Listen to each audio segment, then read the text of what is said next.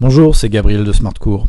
Aujourd'hui, on va voir le sujet de bac numéro 2, Polynésie 2022, l'exercice 3 qui est l'exercice sur les suites. Alors, je vous présente l'exercice, qui est un exercice tout à fait classique. Au début de l'année 2021, une colonie d'oiseaux comptait 40 individus. L'observation conduit à modéliser l'évolution de la population par la suite UN, qui est définie pour tout entier naturel n par U0 égale 40 et UN plus 1 qui est égal à 0,008 UN, facteur de 200 moins UN, où UN désigne le nombre d'individus au début de l'année 2021 plus n. Première question, donnez une estimation selon ce modèle du nombre d'oiseaux dans la colonie au début de l'année 2022. Là c'est très simple, 2022 c'est 2021 plus 1, donc en fait on cherche à déterminer U1. U1 c'est donc 0,008 U0 facteur de 200 moins U0.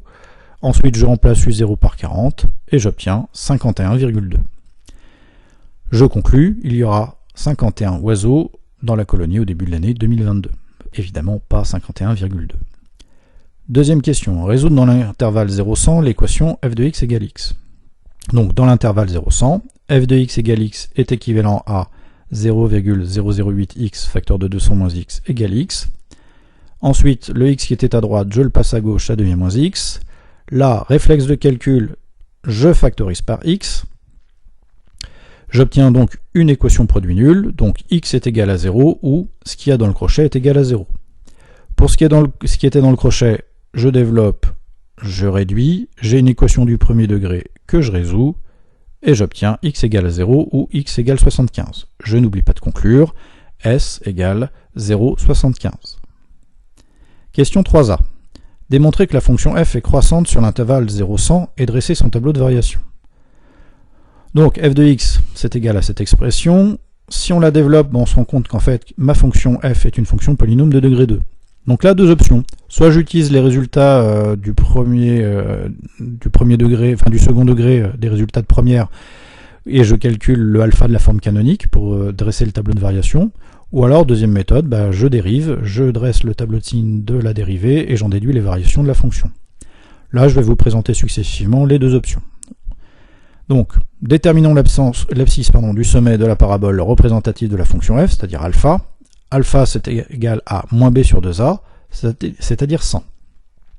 En outre, le coefficient associé à x carré est négatif, il est égal à moins 0,008. Donc ma fonction f va être strictement croissante, puis strictement décroissante. La courbe représentative étant une parabole qui est donc tournée vers le bas. Donc, la fonction f est strictement croissante sur moins l'infini 100 et a fortiori sur 0,100. De plus, f de 0 égale 0, f de 100 égale 80, donc j'en déduis les variations de la fonction f. Deuxième méthode, la fonction f est une fonction polynôme de degré 2. Comme toute fonction polynôme de degré 2, elle est dérivable sur R. Donc je calcule la dérivée, j'obtiens une expression de la forme ax plus b. Pour déterminer le tableau de signes de ça, je résous l'équation f' de x strictement supérieure à 0. Là, le plus 16, je le passe à droite, ça devient moins 16. Ensuite, à l'étape d'après, je vais diviser par le coefficient associé à x, c'est-à-dire moins 0,016x, moins 0,016. Comme c'est un nombre négatif, je change le sens de l'inégalité, et j'obtiens x est strictement inférieur à 100.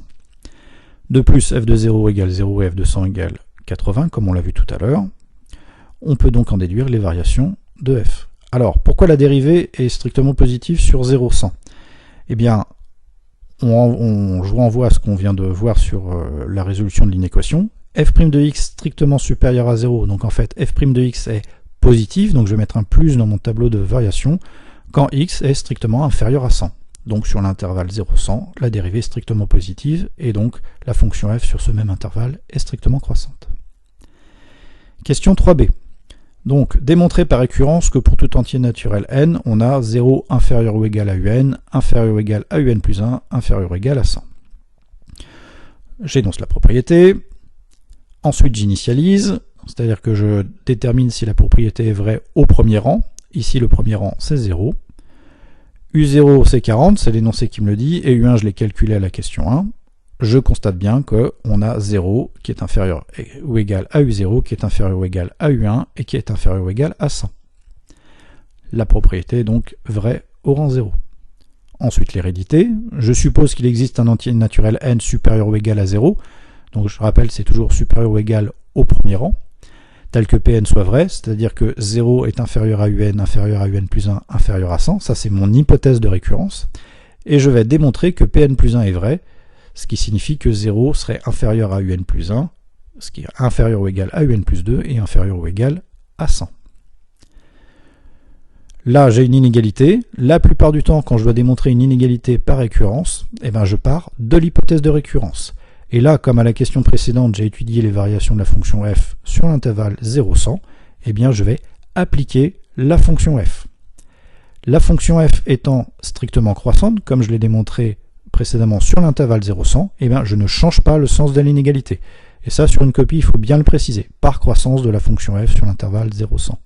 Si la fonction f avait été strictement décroissante sur 0-100, j'aurais changé le sens de l'inégalité en appliquant la fonction f. f de 0, c'est 0, f de un, c'est un plus 1, f de un plus 1, c'est un plus 2, et f de 100, c'est 80. Donc là, je suis presque arrivé à ce que je voulais. Le seul problème, c'est le 80. J'aurais aimé avoir 100, mais là, pas de problème. Si un plus 2 est inférieur à 80, et bien un plus 2 est inférieur à 100. Par contre, ici, vous l'avez noté, je perds l'équivalence. Donc Pn plus 1 est vrai. Je n'oublie pas de conclure. On a démontré par récurrence que pour tout entier naturel n, on a 0 inférieur ou égal à un, qui est inférieur ou égal à un plus 1, et qui est inférieur ou égal à 100. Question 3c. En déduire que la suite un converge. D'après ce qui précède, la suite un est croissante et majorée par 100. Donc d'après le théorème de convergence monotone, la suite un converge vers une limite L. Question 3d. Calculer la limite de la suite un et interpréter le résultat dans le contexte de l'exercice. Alors, la suite un est convergente vers une limite L, ça on vient de le démontrer. La fonction de récurrence f est continue car dérivable sur R, donc a fortiori sur 0,100. Le résultat de la question 3b nous indique que L appartient à 0,100. Et enfin, d'après le théorème donc du point fixe, on peut affirmer que L est une solution de l'équation f de x égale x. Ça c'est du court. Le seul problème, c'est que cette équation, f de x égale x, elle a deux solutions, 0 et 75 d'après la question 2. Donc il y a forcément l'une des deux qui est bonne et l'une des deux qui est mauvaise. Alors comment trancher? En fait c'est très simple, la suite un elle est minorée par son premier terme, puisque la suite est croissante. Et son premier terme c'est u0 qui est égal à 40. Donc tous les termes de la suite un sont supérieurs ou égaux à 40. Donc 0 ne peut pas être la limite de la suite, donc la limite de la suite c'est 75. Dans le contexte de l'exercice, cela signifiera qu'au bout d'un certain temps, au bout d'un temps long, la population d'oiseaux se stabilisera autour de 75 individus. Dernière question, on nous donne un algorithme et on nous demande, on nous dit l'exécution du seuil 100 ne renvoie à aucune valeur, expliquez pourquoi. Donc ça c'est un algorithme de seuil, vous le voyez bien. On a une condition qui est U inférieure à P. Comme on nous demande seuil 100, et ben, si on regarde la première ligne de l'algorithme où on a seuil P, ça veut dire qu'en fait, on cherche la condition, le while, c'est U strictement inférieur à 100. Donc c'est un algorithme de seuil qui, je vous le rappelle, va calculer tous les termes de la suite et qui va s'arrêter lorsque la condition sera remplie. Donc en fait, là, notre algorithme, il va s'arrêter quand un terme sera supérieur ou égal à P, c'est-à-dire supérieur ou égal à 100. Donc c'est ce que j'ai écrit, hein. L'algorithme est un algorithme de seuil qui détermine l'année à partir de laquelle la population d'oiseaux sera supérieure ou égale à 100. Or, on sait que la population d'oiseaux ne dépassera jamais 75, puisque c'est la limite de la suite un.